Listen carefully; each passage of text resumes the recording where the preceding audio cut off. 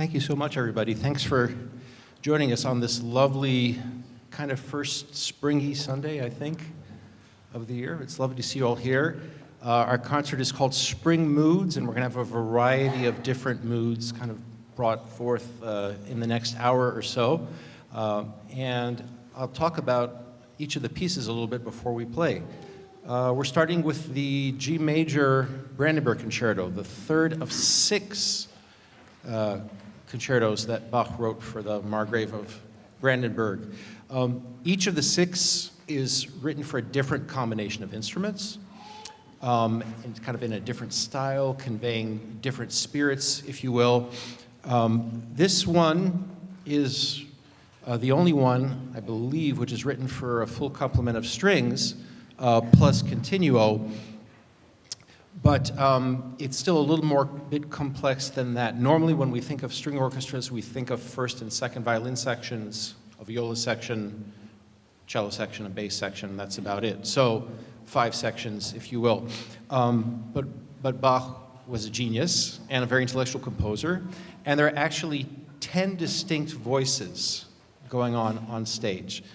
There are actually 3 different violin parts. Just to give a sense, first violins, could you just like wave for a second? Okay, and then second violins, and then third. And then there are as well 3 distinct viola parts, 3 distinct cello parts, a bass part, which sometimes lines up with the cello, but sometimes not. And that bass part pairs together with a harpsichord as well. And there's times where the music will sound more like, well, I can only hear, say, 3 distinct voices at a time or so. But there are occasional times when he has 9 distinct things going on at the same time. And that's the genius of Bach. It's really quite amazing. Bach was very flexible when it came to instrumentation. When he wrote this piece, he probably was conceiving a very small orchestra, perhaps only literally 1 first violin, 1 second violin, and so forth. So you'd only have, 10, 11 people on stage total. But Bach's music works very well when you mess around with the instrumentation. And many of you are probably aware of this, for instance, in the case of his works for keyboard. He would have written it for harpsichord, but we often hear it performed on piano today. And it sounds different, but it sounds wonderful at the same time. The other thing, before we begin, I want to talk a little bit about music notation. And if you grew up playing music, taking piano lessons, playing in a school band or orchestra, you're used to the idea that everything is very distinctly spelled out on the page. But in Bach's time, that wasn't necessarily always the case. There would have been things that were just kind of sketched out on the page and which really were left to be fleshed out by the performers. Now, the really big example of this in this piece is the middle movement. What's written in the musician's music is a lot less than what is actually performed. So feel free to time this if you want, and we're going to perform the entire second movement the way it's written on the page. Okay? Ready?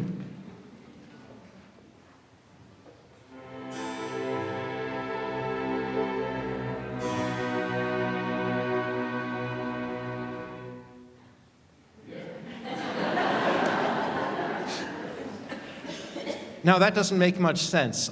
You will sometimes hear performances where that is the extent of the second movement, but 99.99% certain that what was meant to happen was that some kind of improvisation would occur to start off this intermediate movement, which ties together the outer ones. It's still short compared to the other 2, but that you have this improvisation which concludes with these 2 chords. And then that leads directly into the finale. It can be done by solo violin, solo cello. In this case today, Mia's going to be performing something on the harpsichord. And so that movement will just kind of seamlessly align together the first and the third. So with that being said, we hope you will enjoy Bach's Brandenburg Concerto No. 3 in G major.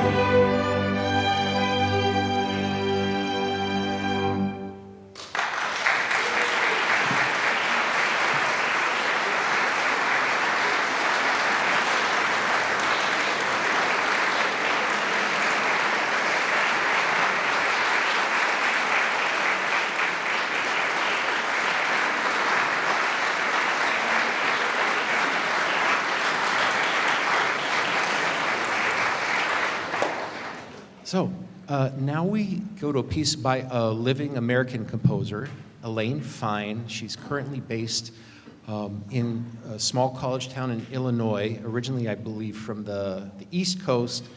When it comes to music, she's kind of a polymath. She does education, composing, conducting, playing a wide variety of instruments. And she's written a huge variety of literature. Some of it meant maybe more a little bit for what we call the concert stage and some more for the educational setting, but a lot of it works well both ways. I looked her up on Facebook, I sent her a friend request, and I said, can you tell us about this piece? I like it, but what can you tell us about it? And she was really, just like many of us, loves the idea of trains. You know, the romance of trains, and she dreams of the day when there'll be high-speed rail connecting lots of different points in the United States. So that's what inspired this piece. And it's got kind of a nonstop energy to it, and you'll hear some things that sound like trains, horns, kind of, you know, doo, doo, and the clackety-clack of the wheels on the rails as well. So this is High Speed Rail by Elaine Fine.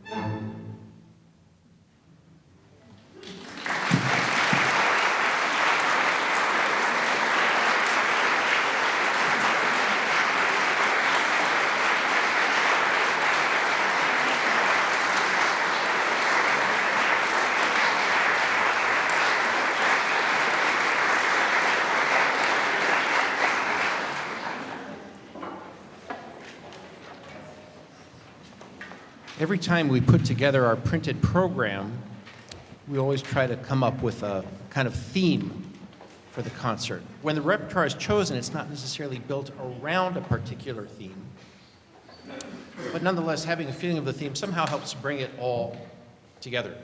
And it was the contrast between the fine and the next piece that we're going to play which helped us come up with the idea of spring moods.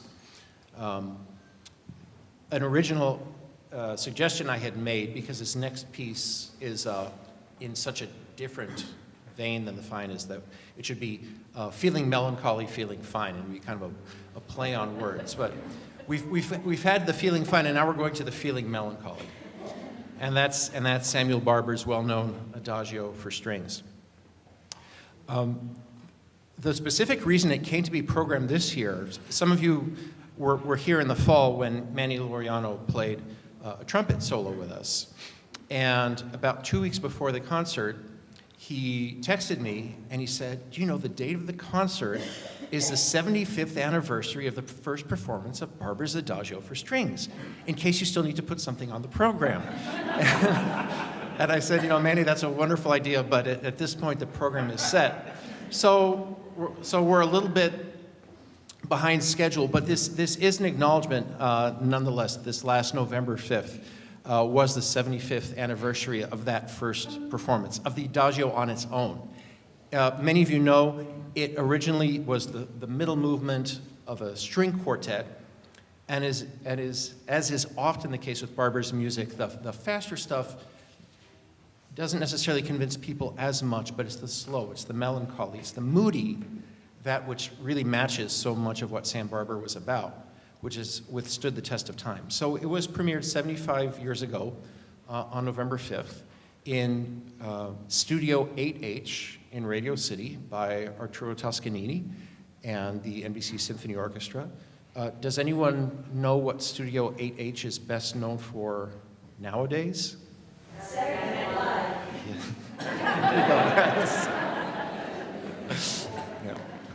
So 8H clearly has a variety of cultural events that happen therein, and I leave it to everyone individually to decide which kind appeal most to them. But we are very delighted to share with you this very moving work, which is always going somewhere and never quite arrives, and yet leaves you breathless. The Adagio for Strings by Samuel Barber.